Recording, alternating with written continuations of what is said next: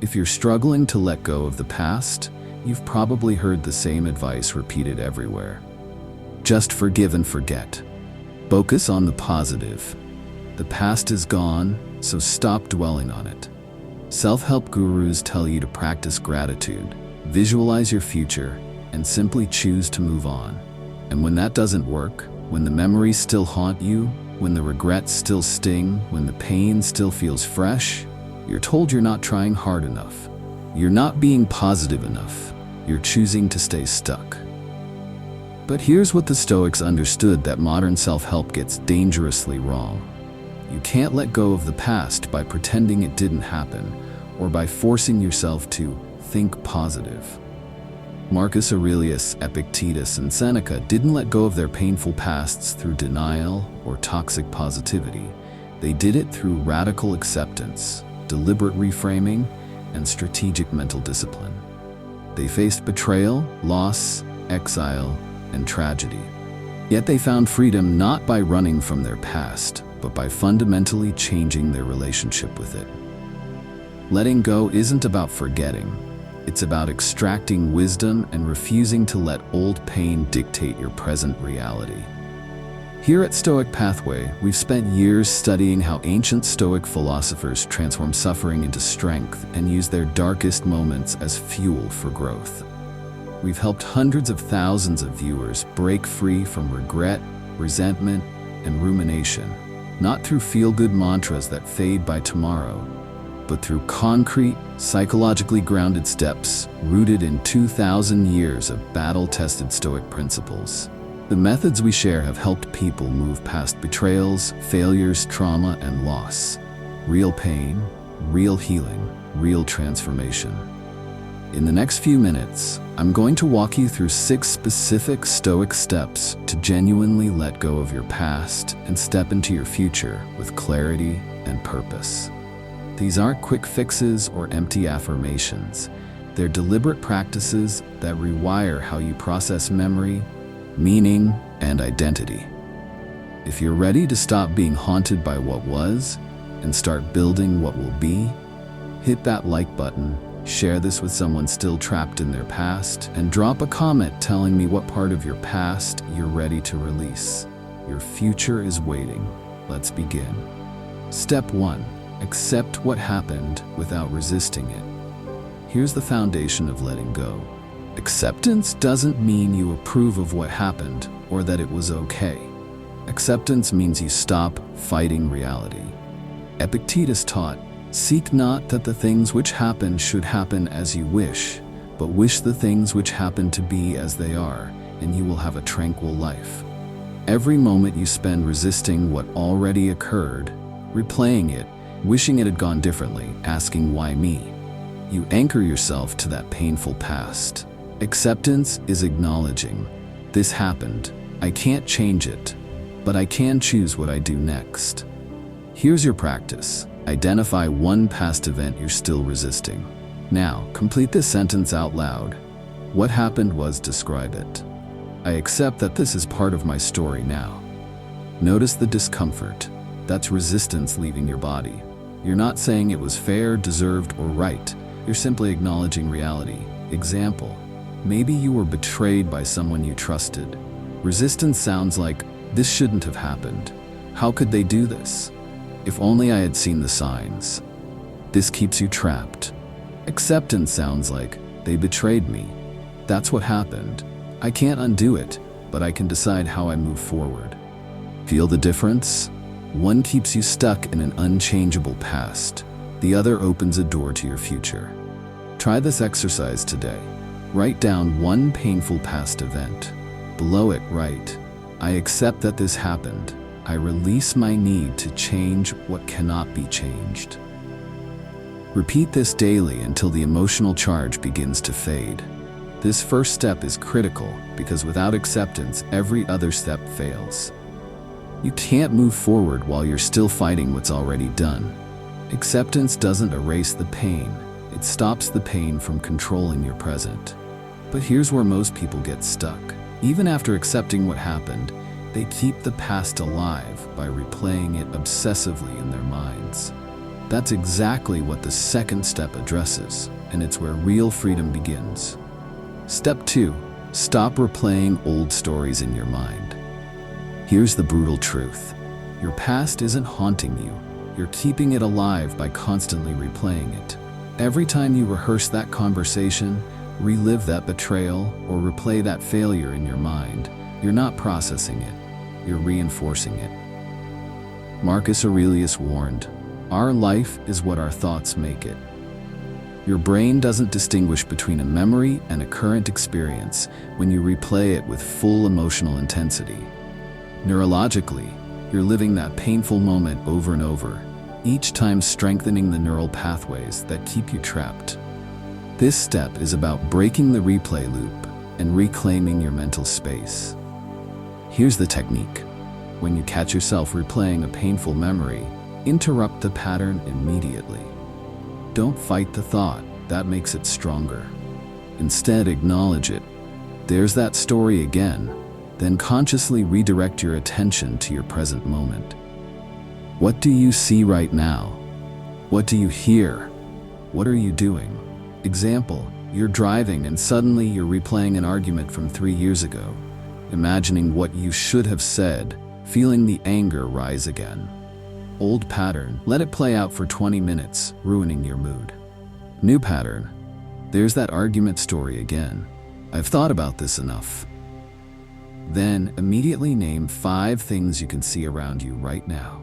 This breaks the loop and brings you back to the present. Here's a powerful practice. Set a daily story time limit. Give yourself 5 minutes to think about the past if you must, then consciously move on. Use a timer if needed. You'll discover that most mental replays are habitual, not necessary. They're mental grooves your brain falls into automatically. This step is transformative because it reveals a hard truth. You're not a victim of your memories. You're the one giving them life. When you stop the mental replays, the past loses its power over your present emotional state. But even when you stop replaying the story, there's often a deeper poison keeping you stuck. Guilt, regret, and relentless self-blame. That's what we tackle next. Step 3. Release guilt, regret, and self-blame. Here's what keeps most people chained to their past. Not what happened, but how harshly they judge themselves for it. Guilt, regret, and self-blame are the heaviest anchors we carry. Seneca observed, "We suffer more often in imagination than in reality." You've already lived through the painful experience once. Why punish yourself forever for being human? For making mistakes with the information and maturity you had at that time? This step is about radical self-forgiveness. Not excusing what you did, but releasing the endless self-punishment that serves no one, especially not you. Here's the practice.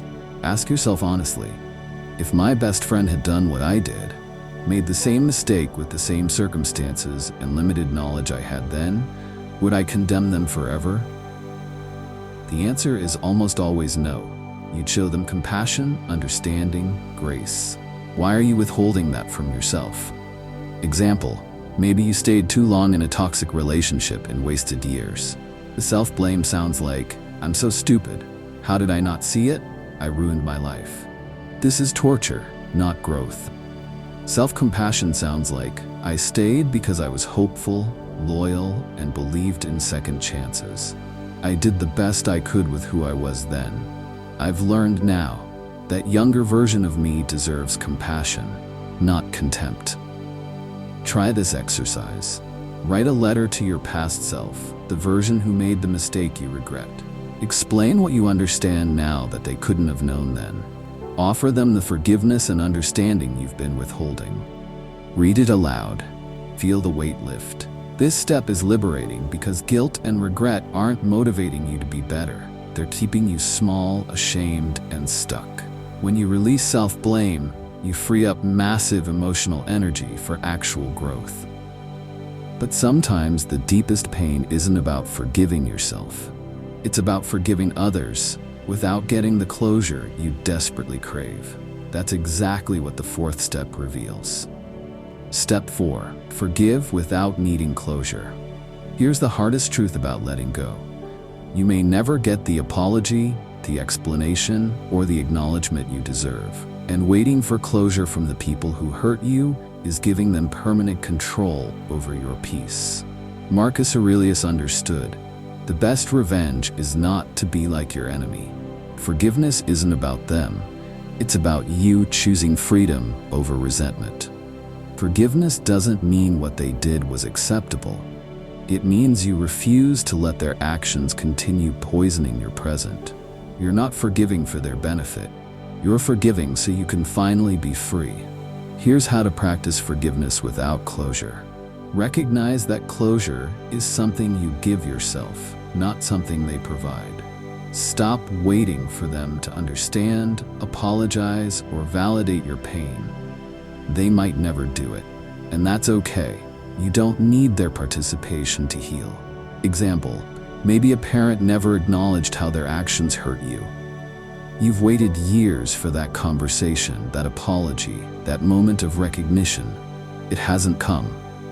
Old approach, stay stuck waiting, replaying conversations, imagining what you'd say if they finally understood.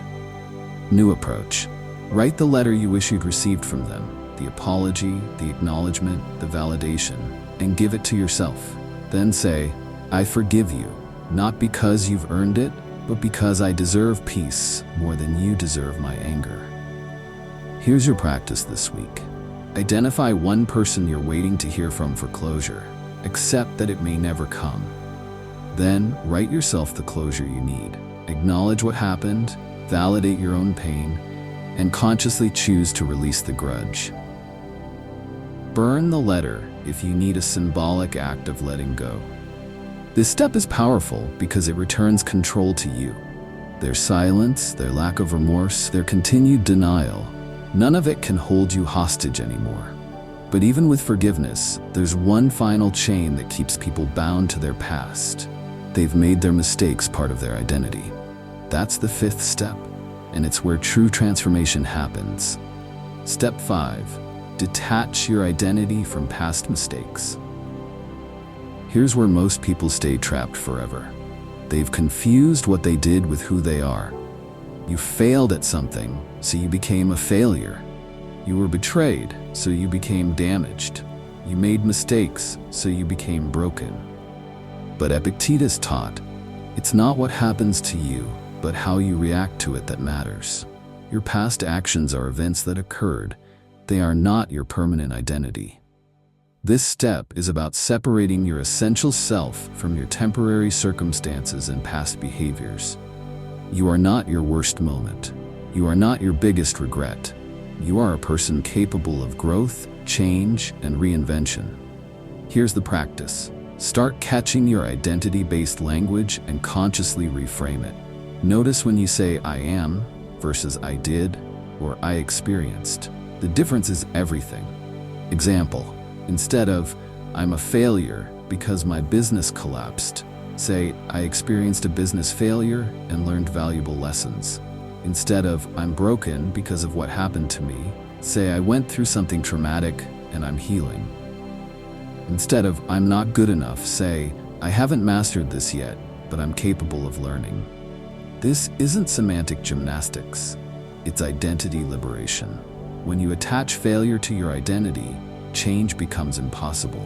When you see it as an experience you had, growth becomes inevitable. Try this exercise. Write down 3 negative identity statements you've believed about yourself. Now rewrite each one, separating the action or experience from your identity. I am stupid becomes I made a decision without full information. I am unlovable becomes I was in relationships with people who couldn't love me the way I deserved. Feel how the reframe opens possibility instead of cementing shame. This step is transformative because once you stop identifying as your past, you become free to create a new future.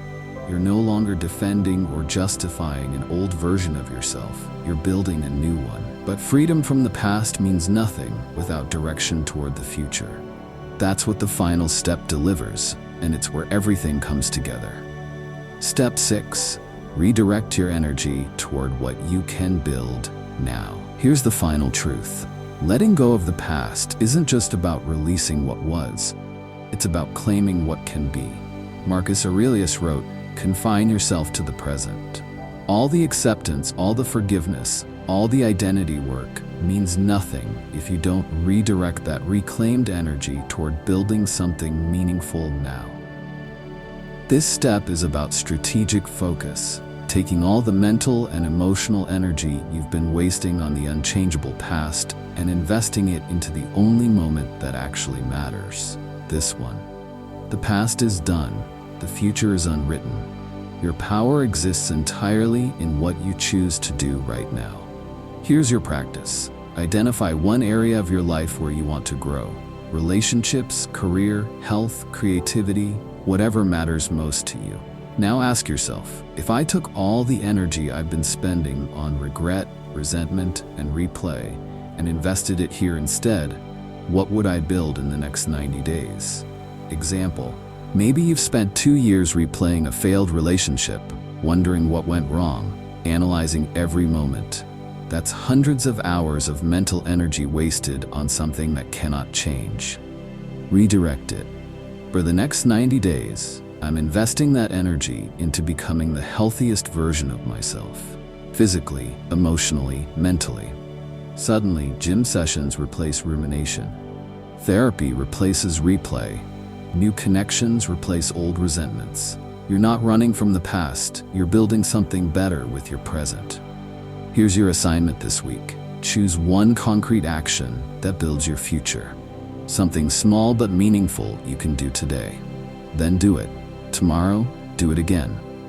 Let consistent forward movement become your new mental habit, replacing the old habit of backward dwelling. This final step completes your transformation because it proves a powerful truth.